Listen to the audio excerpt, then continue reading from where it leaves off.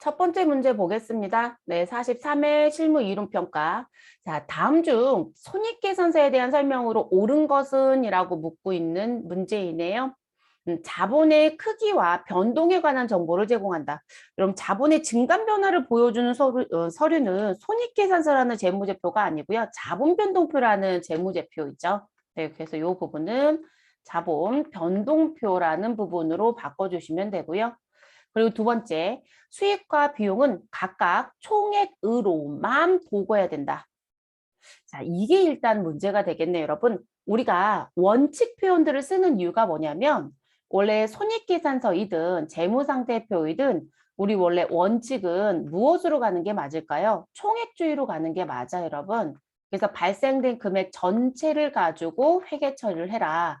너가 당신이 임의적으로 금액을 상계 정리해서 잔액만 표시하는 순액 표시는 인정하지 않는다. 이렇게 얘기했거든요. 그런데 이 총액주의 부분에 뭐가 붙어요, 여러분? 예외 조건이 있더라, 없더라? 있어요. 예외가 있을 수 있거든요. 그렇기 때문에 지금 이거로만 보고해야 된다라는 부분이 일단 문제가 돼요. 그래서 항상 시험 문제 풀 때는 무슨 만자가 붙은 건 한 번쯤은 의심해 보시는 게 좋아요.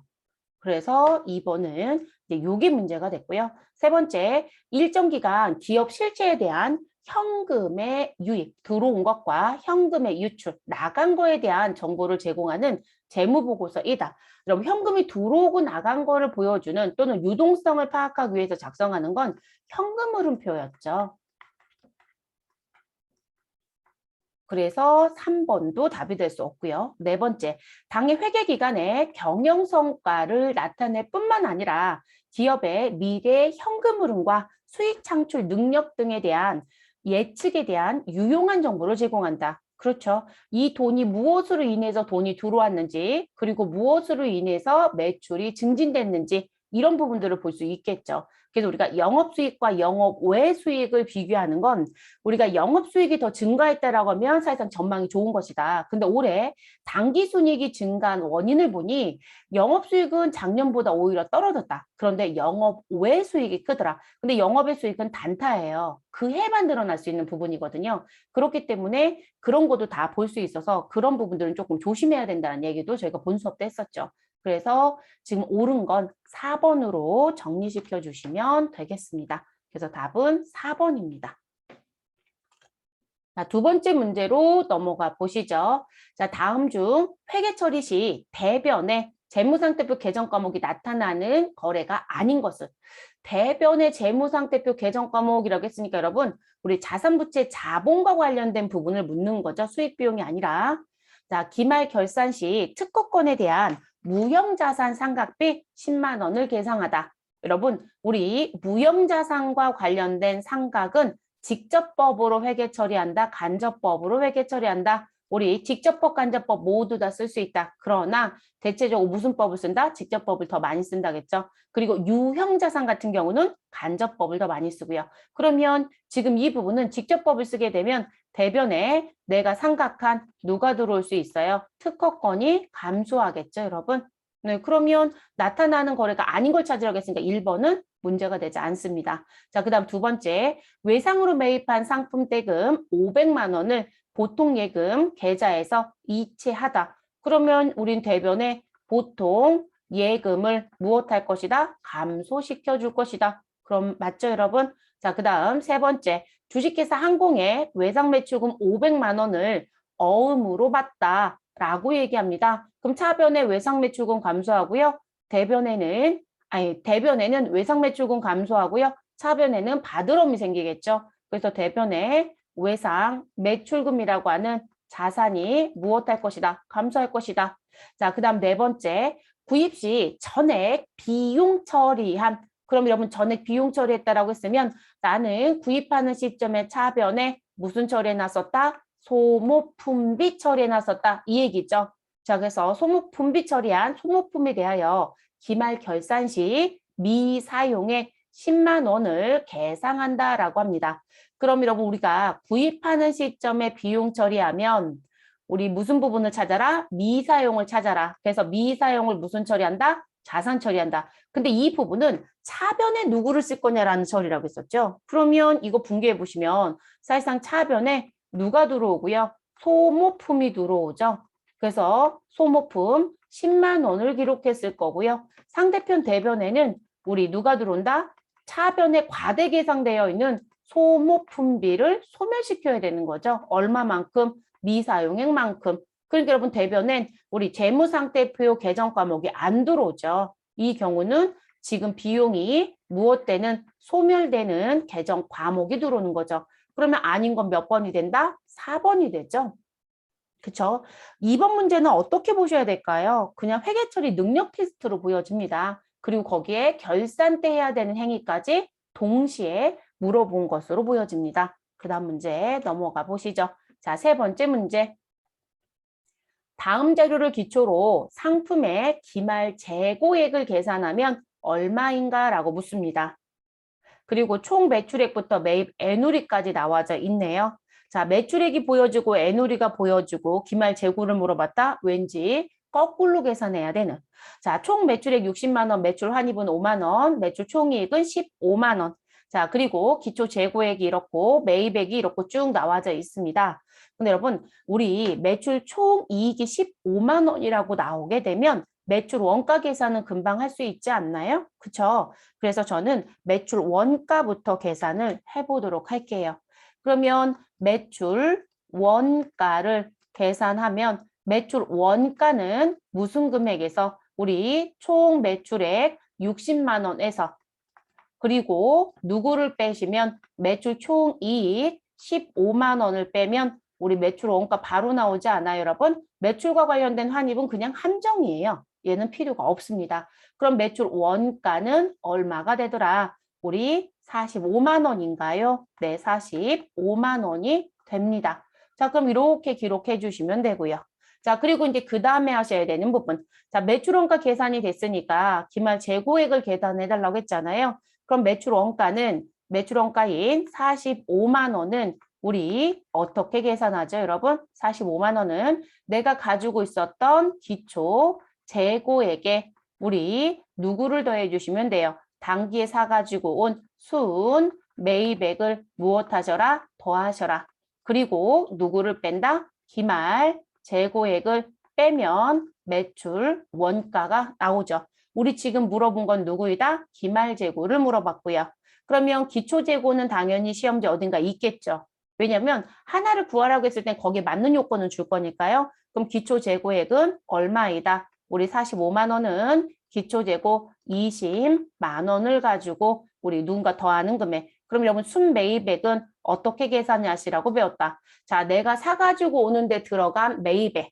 그러면 단기 매입액 얼마가 있다? 40만 원이 있네요. 그렇죠? 단기 매입액 저 세모 표시할게 영향 주는 거요. 40만 원. 자, 그런데 부대 비용이 문제가 나올 수 있으니 꼭 검토하시라. 그랬더니 이번에 상품 매입과 관련된 뭐가 있었다? 운반비가 있었다. 그럼 이 운반비는 비용 처리하는 게 아니라 부대 비용으로 가산. 그럼 40만 원 매입액에 부대 비용 2만 원을 무엇 하셔라? 더해 주셔라. 그리고 누가 있으면 매입과 관련된 애놀이나 또는 환출이나 또는 할인이 있으면 빼셔라. 자, 매출 환입은 관계 없다고 했으니까 고려하실 거 없고요. 그래서 우리 운반비까지는 정리 끝났고 아래쪽에 있는 매입 환출 만 원과 그리고 매입 애놀이 만 원이 있습니다. 이 부분은 빼주셔야 되겠죠, 여러분. 만 원 더하기 만 원 하시면 2만 원이네요. 그래서 2만 원을 빼도록 하겠습니다. 여러분 다른 것도 있나요? 없죠. 그러면 40만 원에 2만 원 더하고 2만 원 빼면 결과론적으로 순매입액은 얼마가 된다? 40만 원이 되는 거죠. 네, 40만 원이 됩니다. 그럼 여러분 기말재고는 자연스럽게 계산하실 수 있죠. 우리 45만 원은 20만 원 더하기 40만 원 해서 마이너스 기말재고 한 게 45만 원이잖아요. 그러면 지금 이 부분 계산해 보시면 60만 원과 그죠? 60만 원과 45만 원 차이가 얼마인가요? 15만 원인 거죠. 그래서 우리 60만 원에서 얼마를 빼면 15만 원을 빼면 45만 원이잖아요. 그래서 제가 계산 뭐 잘못했나요? 왜 답이 안 맞을까요? 뭘 잘못했을까요? 더하기 빼기를 잘못했나요? 여러분 잠깐 다시 볼게요. 갑자기 답이 1, 2, 3, 4에 없네요. 제가 뭔가 잘못했으니까 없겠죠? 우리 매출 원가는 총 매출액에서 매출 총이익 15만 원을 빼면 45만 원이고 45만 원에 기초 재고액이 20만 원이고 순매입액은 40만 원에 상품 매입 시 운반비 2만 원 더해주고 매출 환입과 매입 환출과 애누리 2만 원은 빼주고 그러면 순매입액은 40만 원.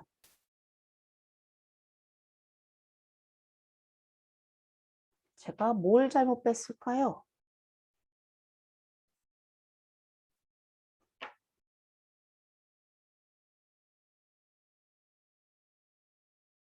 계산을 뭔가 하나 빠뜨렸나 봐요. 아, 여러분 빠뜨린 이유를 알겠어요. 위에부터 잘못됐네요. 매출 원가 계산을 잘못했죠?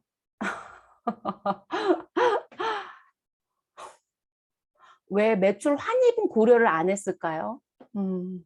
여러분 이거 그냥 빨리 풀게요, 다시. 여러분 답을 벌써 냈을 것 같아요. 제가 여길 잘못했어요. 지금 저희가 매출 원가 계산할 때 제가 무슨 실수를 했냐면요. 너무 매입 쪽만 치중했네요. 제가 잘못 풀어서 이 총 매출액 60만 원에서 지금 제가 뭘 안 뺐냐면 우리가 일반적 매출 원가라는 거 계산할 때 순 매출액에서 매출 원가를 빼서 매출 총액이 나오는 건데 60만 원에서 누구를 안 뺀 거예요? 매입 환입 5만 원을 안 뺐어요, 여러분. 그러니까 이제 답이 다 뒤틀려 버리는 거죠.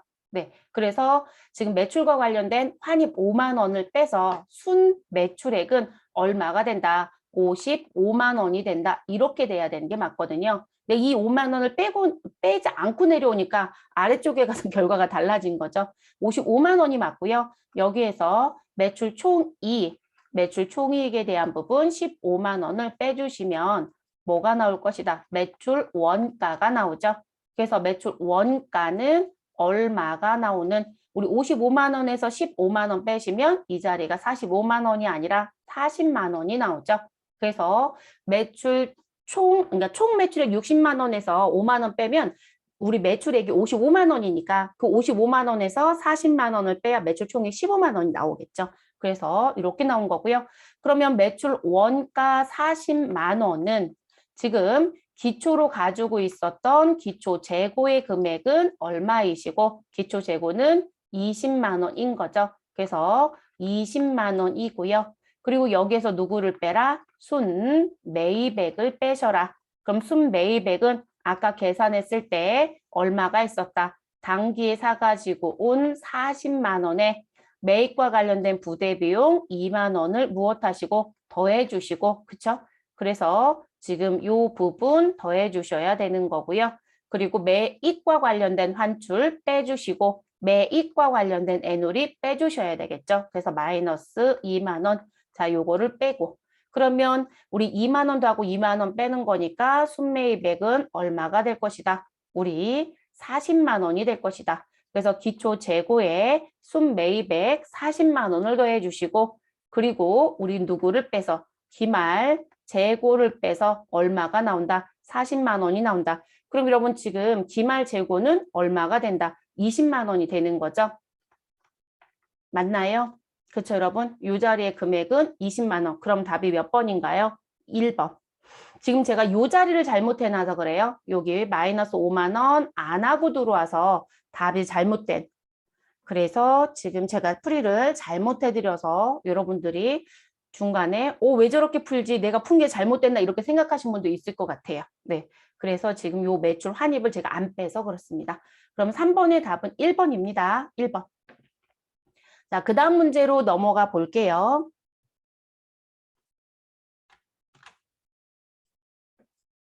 자, 4번 문제 보겠습니다. 다음 중 항공이 취득한 비품 관련 자료이고요. 2021년 결산 후 비품의 장부 금액은 자, 이번에도 장부 금액을 물어봤네요. 자, 취득일자는 19년도 1월 1일이고 그리고 취득 원가는 100만 원, 내용연수 5년이고요. 잔존가치 10만 원. 자, 감가상각의 방법은 정액법 그리고 월할 상각해달라라고 얘기했습니다. 자, 2021년도에 대한 부분 물어봤고요.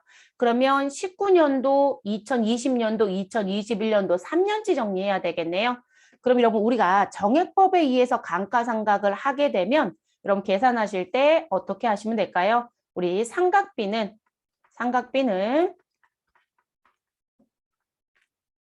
어떻게 계산하신다? 취득원가에서 잔존가치 빼시면 되는 거죠, 여러분. 그래서 취득원가 100만 원에서 잔존가치 얼마를 빼셔라? 10만 원을 빼셔라. 자, 그래서 10만 원 빼주시고 여기에 내용연수 몇 년으로? 5년으로 나눠주시면 되겠죠. 그래서 내용연수 5년. 자, 그리고 이 부분의 비품은 우리 19년도 1월 1일에 샀으니까 우리 몇 년도? 2019년도도 우리 몇 년치? 1년치 삼각비 하시면 되고요. 그리고 2020년도도 1년의 삼각비 하시면 되고요. 2021년도도 1년치 삼각을 하시면 됩니다. 자, 월할자 써줬지만 사실상 중간에 월할로 계산할 부분은 필요하지 않았네요. 이번 문제는. 그럼 이러면 5로 나누면 1년치 삼각비가 되는 거잖아요. 그쵸? 거기에 우리는 곱하기 무엇하면 3을 하면 3년치의 삼각비에 대한 누계액이 나오겠죠. 그래서 그 부분을 계산해서 무엇하셔라? 장부 금액을 그대로 곱해 주시면 되죠. 이게 정률법으로 냈을 때는 이렇게 계산 못해요, 여러분. 정률법은 한 해 한 해 계산을 다 하셔야 돼요. 그런데 정액법의 좋은 점은 뭘까요? 우리 그 매 회마다 삼각비가 무엇하다? 동일하다. 그게 특징이죠. 더더군다나 지금 이 부분은 1월에 샀으니까 우리는 1년, 1년, 1년이니까 3년치 한꺼번에 계산할 수 있는 좋은 점이 있죠. 그럼 지금 90만 원에 대해서 잔존가치 빼면 90만 원 맞죠, 여러분? 네, 90만 원에 대해서 나누기 5를 해주시면 1년의 삼각비는 18만 원. 자, 그 부분에 곱하기 3을 하시면 우리는 몇 년치? 3년치 삼각비는 얼마가 된다? 54만 원이 됩니다. 그래서 54만 원. 자, 이게 감가상각 누계액이 되는 거죠. 근데 여기서 물어본 건 장부 금액을 물어봤어요. 그럼 장부 금액은 취득 원가 얼마에서 100만 원에서 감가상각 누계액 얼마? 54만 원을 빼서 나오는 거죠, 여러분. 그러면 54만 원 빼면 얼마이다? 46만 원이 됩니다. 그래서 답은 몇 번이 된다? 3번이 답이 돼야 되겠네요. 그래서 3번. 그래서 그렇게 정리해 주시면 되는 문제.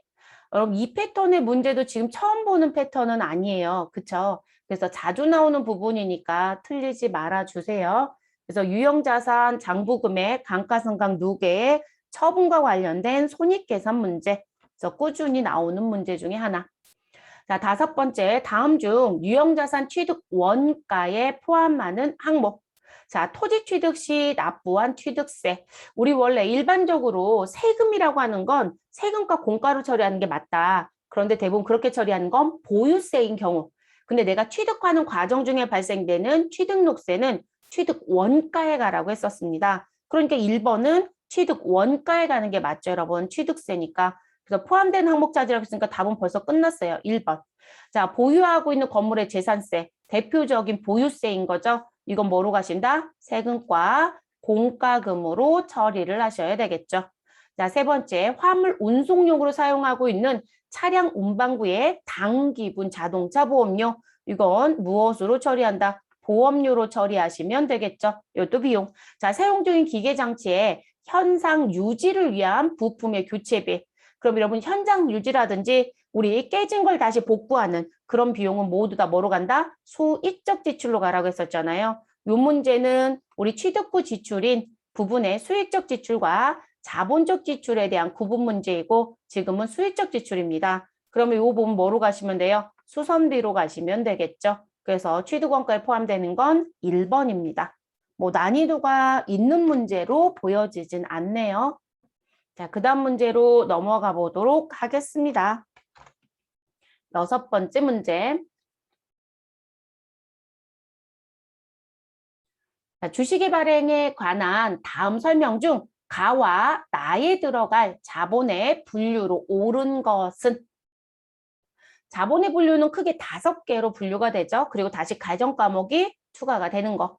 자, 주주로부터 현금을 수령하고요. 주식을 발행하는 경우에 주식의 발행 금액이 액면 금액보다 크다면 그 차액을 주식 발행 초과금으로 하여 무엇으로 회계 처리한다? 여러분, 우리 지금 이게 할증 발행이죠. 그러면 처리상의 문제는 없어요. 그래서 지금 발행 금액이 액면 금액보다 크다면 주식 발행 초과금으로 처리하고 그 부분은 무엇으로 넘어간다? 자본 잉여금으로 분류를 하는 거죠, 여러분. 그래서 자본 잉여금에 해당되는 주식 발행 초과금으로 회계 처리합니다. 그럼 가와 나에 대한 부분 중에 우리 해당되는 거를 옳은 것을 찾아달라고 했으니까요. 자본 잉여금 찾아주시면 됩니다. 4번밖에 안 보이네요. 그 다음 두 번째 점, 주주로부터 현금을 수령하고요. 주식을 발행하는 경우에 주식의 발행 금액이 액면 금액보다 무엇하다라면 작다면 그 차액을 주식 발행 초과금 범위 내에서 무엇하시고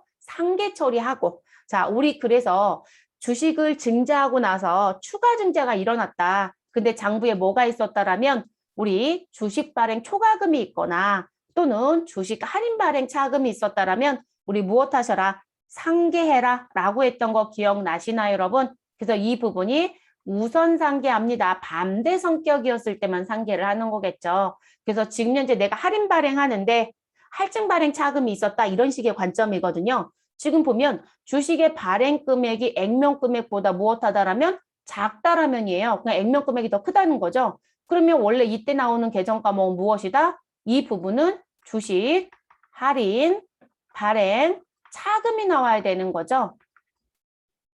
그래서 주식 할인, 이거 제가 발행자를 빠뜨렸네요. 발행, 차금. 그런데 이거 쓰기 전에 주식 발행 초과금이 있었다라면 그 범위 내에서 무엇해라? 상계라. 우선 상계해라.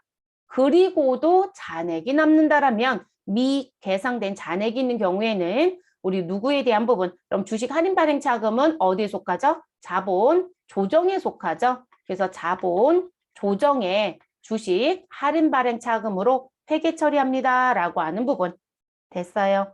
이 지금 현재 증자와 관련된 부분에 대한 회계 처리 부분을 이렇게 박스 안에 넣어놓고 물어본 문제라고 보시면 될 것 같아요. 이 문제를 여러분 감자로 물어볼 수도 있겠죠? 자기 주식으로 물어볼 수도 있겠죠? 그렇죠? 감자라는 건 뭐라고 할까요, 여러분?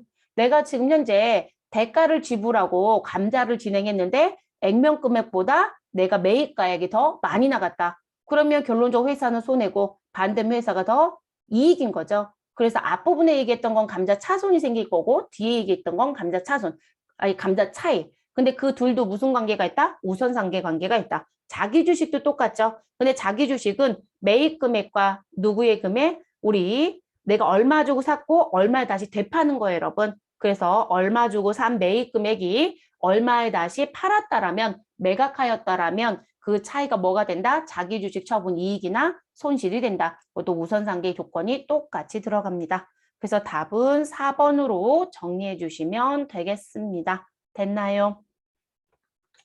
분계 문제는 풀어보면 이 문제가 없어요, 여러분. 그런데 이론은 시험 범위가 조금 넓게 들어오고요. 그리고 어느 부분, 전산 실무 쪽은 시험 범위가 딱 정해져 있는 범위 내에서만 계속 도돌이표처럼 돼요. 그래서 실무 쪽 문제들은 자본 쪽 문제를 볼 일이 거의 없어요. 네, 거의 없습니다. 그래서 이론 쪽에서만 보여진다. 뭐 전산급수 가면 세무급수 가면 달라지겠지만 자, 7번째 문제. 단기 지출 관련 자료가 다음과 같을 때 판매비와 관리비는 얼마인가? 도소매업을 가정한다라고 얘기합니다. 이 얘기는 무슨 얘기가 된다? 제조 원가는 해당 사항이 없다. 이런 표현이겠죠. 자, 상품 매입 시 운반비 10만 원. 자, 상품을 매입하는 과정 중에 발생된 운반비는 무엇으로 간다? 취득 원가로 갑니다. 그래서 자산 처리할 거기 때문에 우린 차변에 상품을 기록하고 끝. 자, 영업부서 회식비. 누가 봐도 여러분 우리 회사의 종업원을 위해서 쓴 돈이죠. 이거는 판매비와 관리비에 무엇으로 간다? 복리, 후생비로 갑니다. 그럼 판매비 관리비 맞고요. 자, 상품 매출과 관련된 운반비. 자, 요 부분도 우리는 운반비라고 하는 계정 과목으로 처리하시고 판매비와 관리비로 처리하면 됩니다. 자, 은행 차입금에 대한 이자. 자, 이 차입금과 관련된 이자는 사고 관련돼서 빌려온 돈은 맞지만 우린 뭐로 인정하진 않는다? 판매비와 관리비로 인정하진 않는다. 그래서 이자, 비용이라고 회계 처리를 할 거고 이 부분은 영업 외 비용으로 처리가 돼야 합니다. 그러면 판매비와 관리비는 복류생비 얼마? 3만 원과 운반비 20만 원의 합인 우리 50만 원인가요? 네, 50만 원. 그래서 답은 몇 번이 된다? 2번이 되겠네요. 그래서 7번의 답은 2번. 자, 그리고 그 다음 누구 정리하셔라. 8번 넘어갈게요, 여러분. 자, 다음은 주식회사 항공의 재고자산 관련 자료이고요. 기말에 인식할 재고자산 평가 손실은 얼마인가? 이건 난이도가 조금 있었던 문제입니다. 재고자산 평가 손실. 자, 재고자산 평가 손실 인식하기 전에 기말상품 재고액은 현재 10만 원이다라고 되어 있습니다. 자, 기초 재고자산 평가 충당금의 잔액은 8만 원이 있대요. 근데 기초네요, 여러분. 그러면 우리 기말에 순실현 가능 가치라고 하는 72,000원 가기 전에요. 어디를 가서 보니 내가 재무 상태표를 열어보니 내 재무 상태표에 누구는 상품의 금액은 현재 얼마라고 써 있었던 상태이고 10만 원이라고 장부에 기록되어 있는 상태이다. 그런데 과거에 이 상품에 대해서 평가를 진행한 적이 있다. 그래서 그 평가와 관련된 충당금이 얼마가 장부에 기록되어 있더라. 8,000원이. 여러분 재고자산 평가 충당금은 우리 무슨 계정이다? 자산의 차감 계정. 무슨 자산? 재고자산. 그럼 상품의 평가 충당금이니까 이렇게 기록이 되어 있겠죠, 여러분. 그러면 상품 계정의 장부 금액은 10만 원에서 8,000원을 뺀 얼마가 장부에 있을 것이다? 92,000원이 장부에 계상되어 있는 상태예요.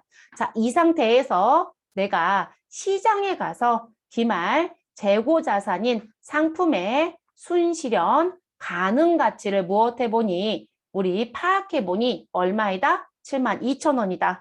그러면 여러분 재고자산 평가 손실이라고 하는 건 누구와 누구를 비교해서 장부에 계상되어 있는 재고자산의 장부 가액과 시장에 가서 우리 실현이 가능한 순실현 가능 가치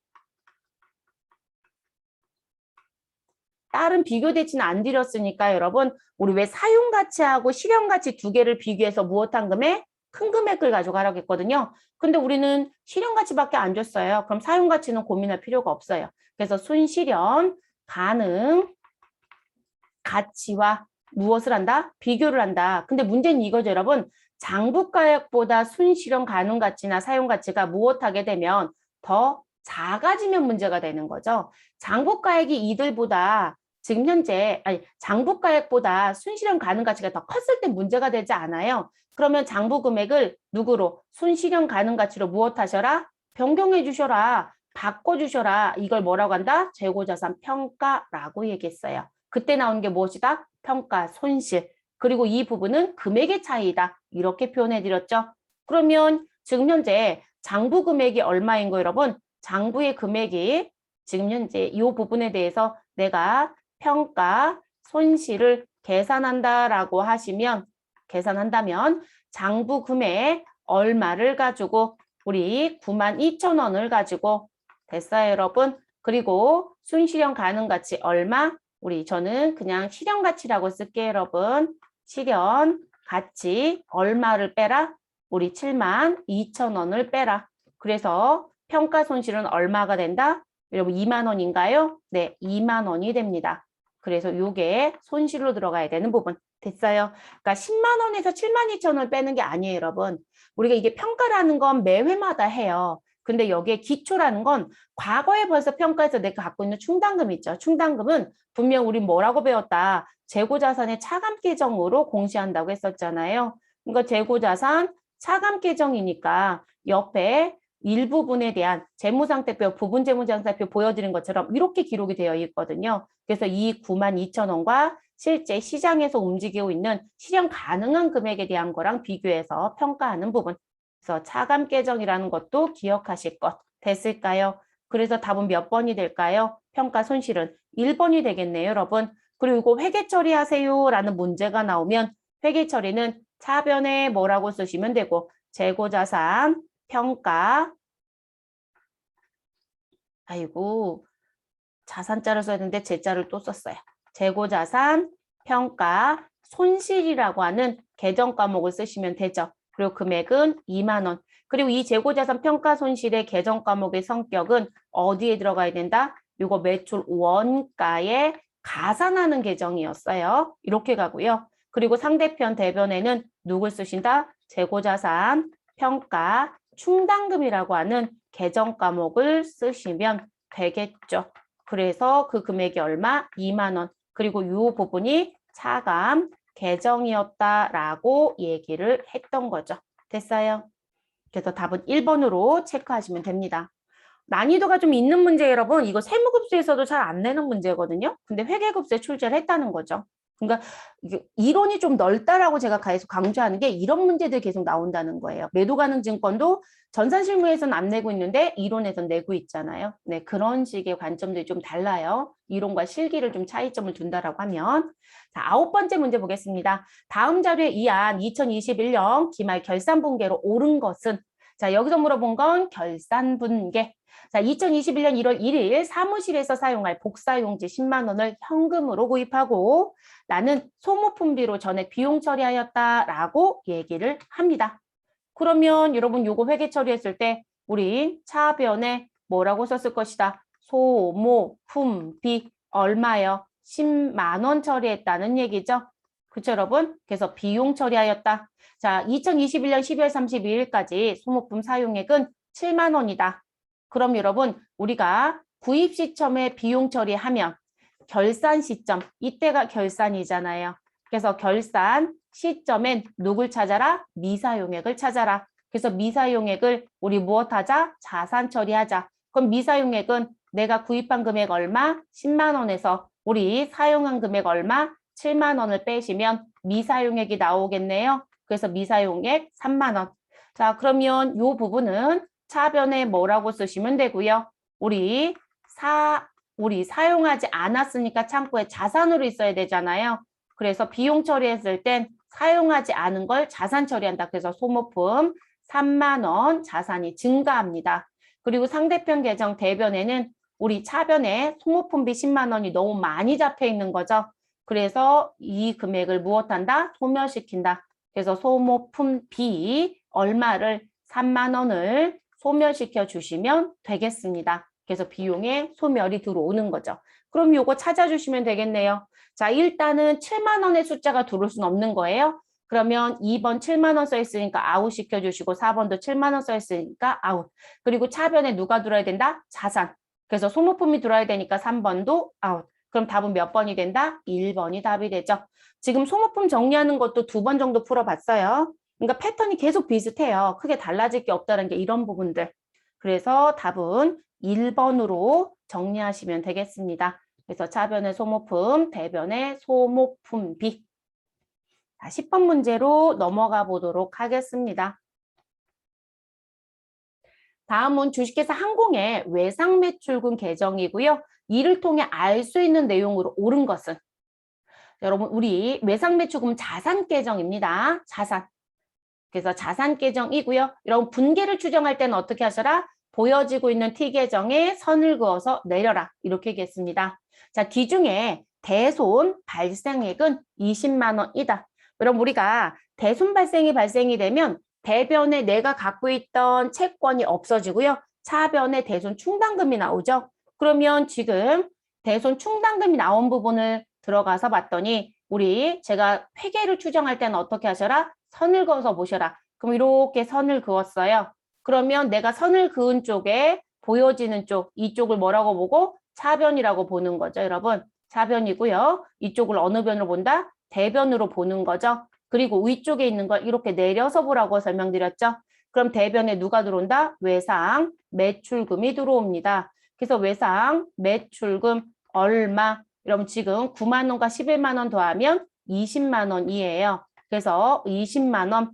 그래서 대변에 외상 매출금 20만 원. 그리고 차변에 갔더니 3월 7일 날 대손 충당금 9만 원. 7월 8일 날 대손 상각비 11만 원. 자, 우리 어떻게 배웠다? 나 대손이 발생하면 대변에 관련된 채권을 못 받았다고 표시해주고 차변에는 대손 충당금과 무엇하고 우선상계하고. 맞아요, 여러분? 그래서 우선상계하고 그리고 대손 충당금이 무엇하면 부족하면 대손 상각비 처리합니다. 또는 매출 채권이 아니면 기타의 대손 상각비 처리합니다. 이렇게 배웠잖아요. 그러니까 이거 맞는 얘기죠, 여러분. 그래서 3월 7일과 우리 며칠, 우리 3월 7일과 7월 8일의 내용이 대손 처리 문제라고 추정이 되네요.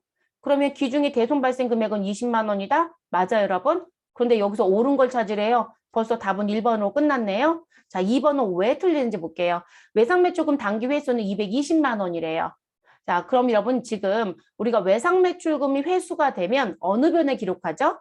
우리가 원래 일단 물건을 팔면 차변에 외상매출금이라고 썼다가 아직 돈 못 받았으면 우리 회수하면 대변에 가서 외상매출금 없어지고 정리가 돼야 되는 거죠. 그쵸? 근데 지금 1월 5일 날 당좌예금으로 들어온 게 있네요. 이렇게 선거 보면 그러면 이것도 이렇게 내리면 대변에 외상매출금 200만 원, 차변에 당좌예금 200만 원이에요. 그럼 1월 5일께 회수거든요. 지금 1월 5일이 회수에 대한 부분이에요. 근데 회수의 금액은 하나밖에 없어요. 얼마? 200만 원. 그러니까 220이 아니라 200만 원이었어야 되는 거죠. 자, 세 번째 단기말 외상매출금 미회수 잔액은 300만 원이다. 여러분, 외상매출금 전기 2월은 전년도에서 넘겨받은 것이고 차기 2월은 다음 연도 넘겨주는 거. 그런데 이게 무슨 의미다? 아직 못 받은 돈이란 의미죠. 그래서 이 부분이 무엇이 된다? 미회수 금액이 됩니다. 미회수 잔액. 그러면 지금 300만 원이 아니라 단기말이에요, 여러분. 전기말이 아니라 단기말이면 금년도 12월 31일. 그러니까 지금 이 부분의 표현을 올바르게 고친다면 300을 안 고칠 거면 단기말이 아니라 정기말 외상매출금 미회수 잔액은 300이고요. 단기말이라고 하고 여기 금액을 고칠 땐 차기 2월 금액인 얼마가 된다? 780만 원이 돼야 되겠죠. 단기의 금액은 됐을까요? 그래서 이 부분은 12월 31일 차기로 2월 되는 금액이 미회수 잔액이 됩니다. 자, 정기말 외상매출금 대손 예상액은 11만 원이었다. 대손의 예상액은 아니요. 이건 알 수는 없어요. 대손 예상액은 이거 알 수 있죠. 제가 글씨 잘못 봤어요, 여러분. 자, 전기말 외상매출금 대손 예상액이라는 건 뭘 의미한다. 여러분, 나는 미래에 돈 얼마 못 받을 것 같아요 라고 하는 부분. 그래서 대손 예상액을 다른 말로 얘기하면 뭐라고 한다. 우리는 대손 추정액이 이렇습니다 라고 얘기했었죠. 그래서 대손 추정액은 내가 가지고 있는 채권, 잔액에 누구를 곱한 거? 대손 예상률을 곱해서 나온 것이다 라고 얘기를 했습니다. 또는 추정률을 곱해서 나온 것. 자, 그럼 요 금액, 대손 추정액은 누구의 금액과 똑같다? 재무 상태표에 기록되는 누구와 대손 충당금과 동일하다라고 표현해드렸어요. 그럼 여러분 이건 다른 말로 얘기하면 뭐가 된다? 여러분 지금 전기권 물어보는 거니까요. 단기권 물어보는 거 아니고요. 단기권은 외상매출금에서는 지금 현재 상황에서 알 수가 없거든요. 근데 우리는 알 수 있는 게 있었어요. 여기 9만 원이 있었거든요. 그래서 지금 이 대손 충당금의 금액은 전기에서 넘겨받은 대손 충당금을 의미하는 거기 때문에 우리 대손 20만 원이 발생됐다. 그런데 무엇하였다? 대손 충당금과 우선 상계했다. 근데 우리는 7월 8일 부족해서 비용 처리했잖아요. 그러니까 지금 3월 7일 날 3월 7일 무엇한 거? 우리 상계 처리된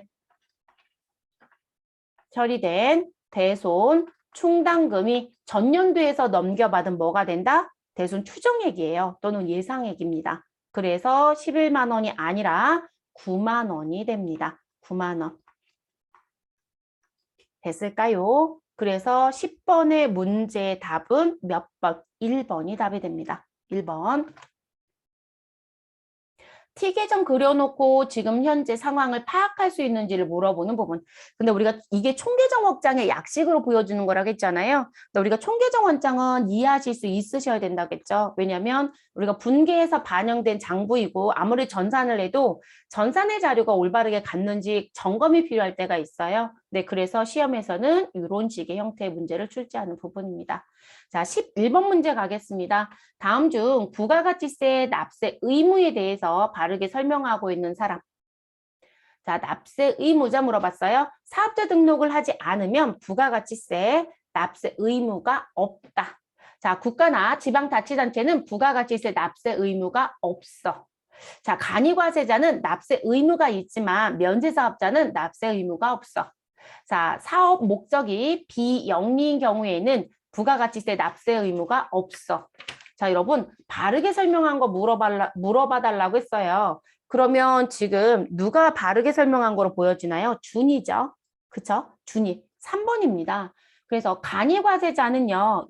우리가 부가가치세법상 사업자는 우리 과세사업자가 있다. 근데 그 과세사업자는 간이와 일반이 있다라고 얘기를 했었죠. 그러니까 간이는 과세사업자에 들어오는 사람이에요. 그래서 납세 의무가 있습니다. 그렇지만 우리 부가가치세법상 사업자라고 보지 않은 면세사업자는 납세 의무는 없겠죠. 그래서 답은 지금 바르게 설명하고 있는 사람은 3번 준이라고 보시면 되겠습니다. 자, 그럼 제형은 왜 잘못됐느냐? 여러분, 우리 국가나 지방자치단체도 우리 부가가치세 납세 의무가 있다 없다? 있다. 그래서 영리 목적 따지지 말아라 라고 얘기했어요. 그래서 우리가 국가나 지방자치단체도 일종의 비영리 취급이 되는 것이다. 제가 이 얘기까지 했었거든요.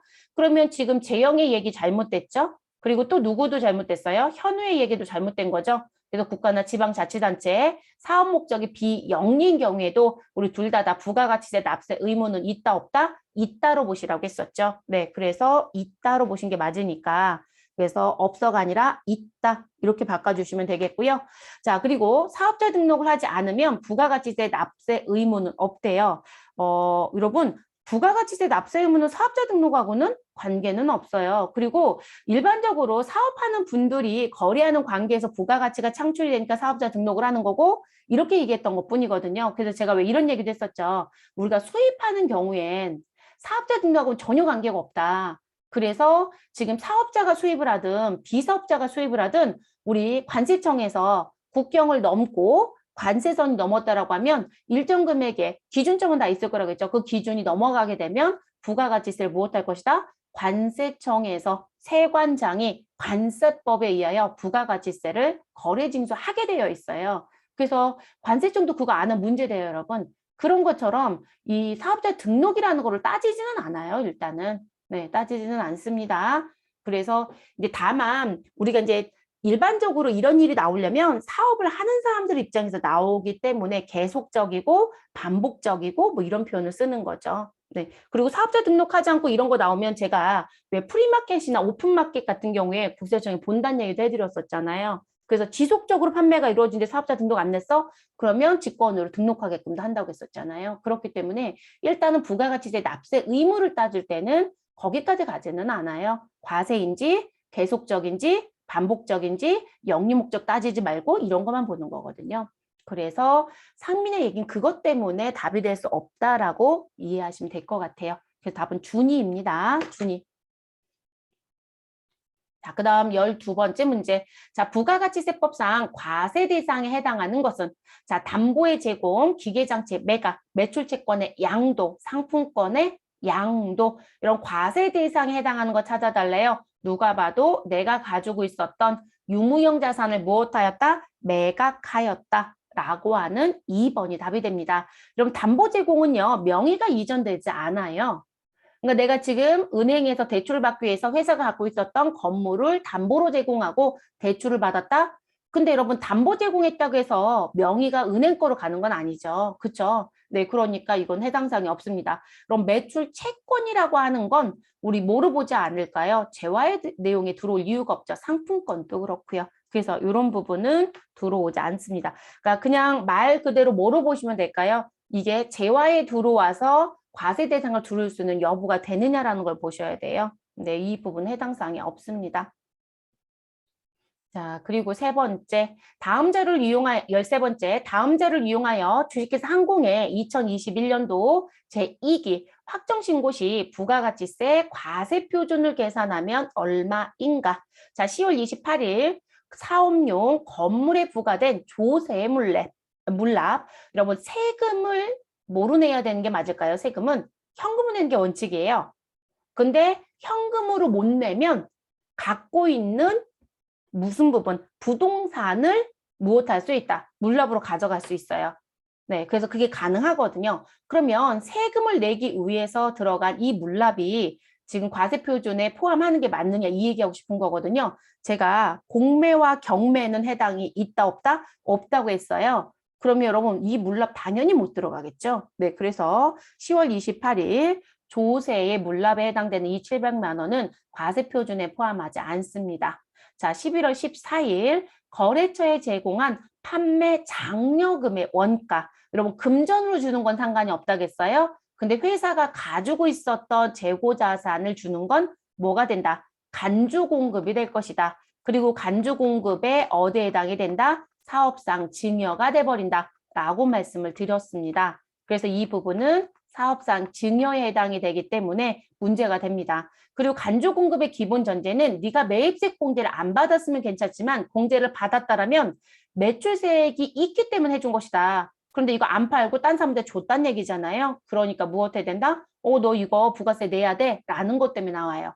그래서 매입세 공제분이라고 했으니까 법의 요건은 문제가 없습니다. 그럼 무슨 금액? 시장에 파는 금액, 시가 금액이 과세 표준에 들어갑니다. 그래서 500만 원이 아니라 우리는 900만 원이 과세 표준이 됩니다. 자, 12월 2일 사업용 화물 트럭의 매각. 회사가 사용하고 있었던 트럭을 무엇하였다? 매각하였다. 뭐 자동차를 매각하였다. 모두 다 뭐로 들어간다? 과세 표준에 포함합니다. 동그라미. 우리 그래서 10일 과세에 고정자산 매각 분기해 본 적 있으시잖아요. 그게 이 얘기겠죠, 여러분? 그러면 과세 표준의 금액은 900만 원과 100만 원의 합인 얼마? 1000만 원이 답이 되겠네요. 그래서 몇 번이 답이다? 3번이 답이 됩니다. 그래서 3번 체크하시고 마무리. 자, 그 다음 문제로 넘어가 보시죠. 14번. 자, 세금계산서 발급 의무가 있는 것은 부가가치세법상 세금계산서 발급 의무. 자, 거래처에 판매 장려품을 지급하는 경우. 자, 영수증 발급 대상 사업자가 신용카드 매출 전표를 발급한 경우. 항공기에 의하여 외국 항행 용역을 제공하는 경우. 내국 신용장에 의해 수출업자에게 재화를 공급하는 경우. 답은 나오죠, 여러분. 다른 거 다 몰랐어도 우리 전산 실무할 때 여러분 내국 신용장에 의하여 공급하였다. 또 하나 누구더라 여러분? 구매 확인서에 의하여 내가 공급한 게 있다. 이렇게 들어오면 이 부분은 우리 무슨 세금계산서? 영해세율로 발급된 세금계산서를 무엇한다? 우리 발급한다. 그래서 매입매출 전표 입력할 때 몇 번? 12번 영세로 입력한다라고 배우시잖아요. 그렇죠? 그러면 4번에 있는 내국신용장에 의하여 수출업자에게 재화를 공급하는 경우는 우리 뭐가 된다? 영세세금서 반드시 발급하셔야 돼요. 이거 안 하시면 또 문제가 됩니다. 그래서 의무가 있는 건 4번이 됩니다. 자, 거래처에 판매 장려금을 지급했다? 아니, 장려품을 지급했다? 이런 우리 13번 문제 풀었죠? 이걸 뭐라고 얘기한다고요? 간주공급이라고 한다고요. 여러분, 공급하지 아니하였으나 공급한 것처럼 보겠다라는 게 간주공급. 자, 간주공급은 원칙적으로 세금계산서를 발급할 수 있다, 없다? 없어요, 여러분. 그래서 이들은 세금계산서 발급에 대한 의무가 없습니다, 여러분. 우리 이거 매입매출전표 입력해봤나요? 안 해봤나요? 해봤어요. 이거로 해보진 않았지만 여러분 사업상 증여로 해봤어요. 시가금액 입력하시고 하단에 접대비 처리하시고 타계정 대체했던 거. 그래서 유형번호 몇 번? 14번 건별로 입력했잖아요. 14번 건별은 부가가치세 10%는 있지만 무슨 부분? 세금계산서 발급하지 않는 거래였죠. 그래서 14번 건별의 가장 대표적인 건 무엇이다? 일반적인 회사에서는 다 소매매출, 소비자한테 거래했던 부분들이 대부분이다. 그런데 그렇지 않은 것도 들어온다. 누구? 간주공급과 간주임대료. 그게 여기에 대한 부분인 거죠.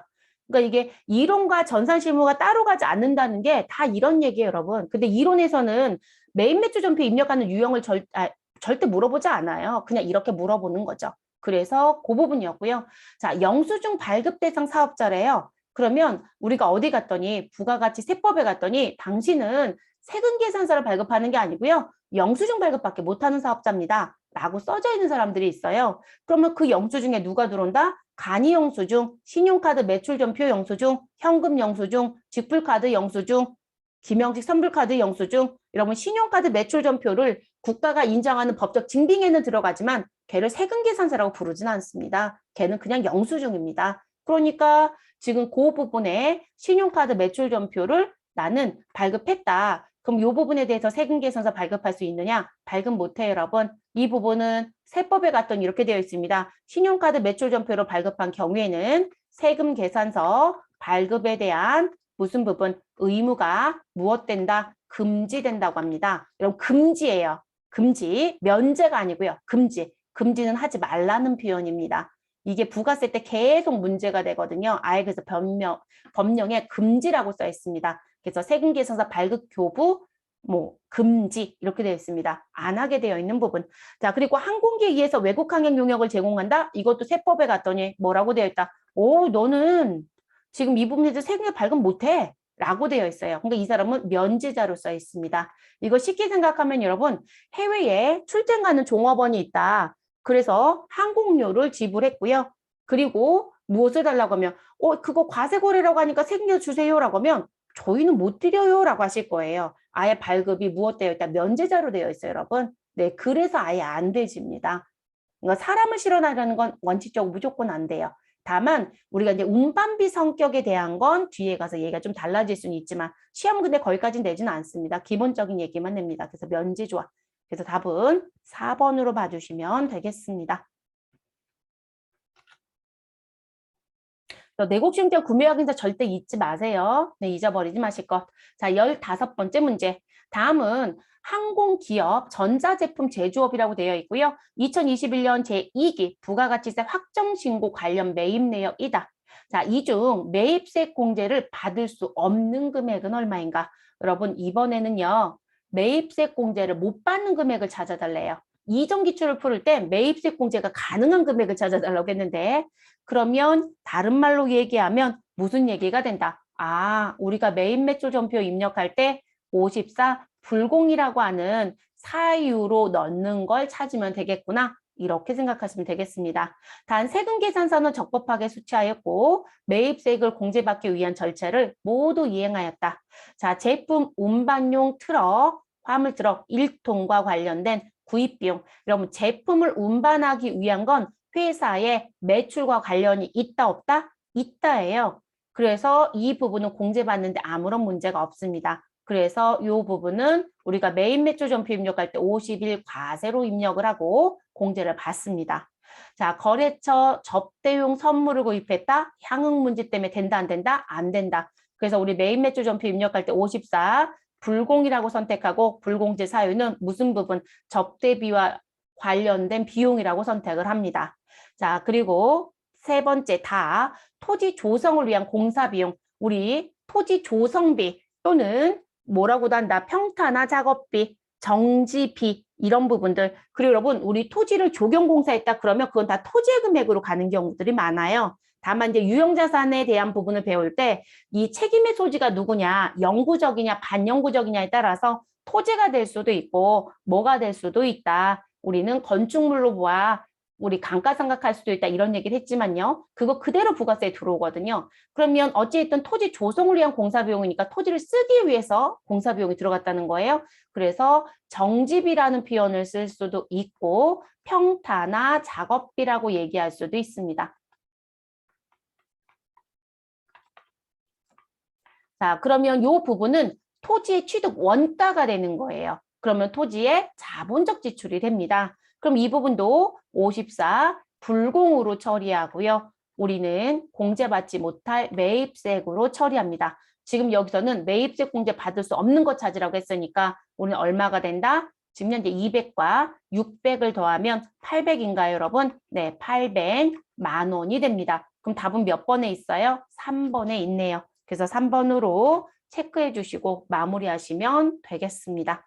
그래서 54 불공이라는 걸 사실상 이게 기억이 안 나면 여러분 프로그램 들어가셔서 메인 매출 전표에 유형번호 54 불공을 선택하시면 하단에 스마트 A 같은 경우는 옆으로 창이 뜨고 그리고 누구는 세무사랑 같은 경우는 중반부 쪽에 뜬단 말이에요. 거기 가서 사유를 띄우면 이 글씨가 다 보여요, 사실은. 그래서 내용이 조금 깊이 내지 않는 한 그냥 제목 따기로 거의 다 내거든요. 그래서 이 54 불공으로 입력하는 거 넣어달라는 문제였네요. 자, 그래서 이렇게 정리가 끝나지는 부분. 그럼 우리 몇 회까지 풀었나요? 43회까지 풀었나요? 네, 그래서 43회 15번까지 이제 마무리됐고요. 저희 그 다음에 이제 42회 들어가 보도록 할게요.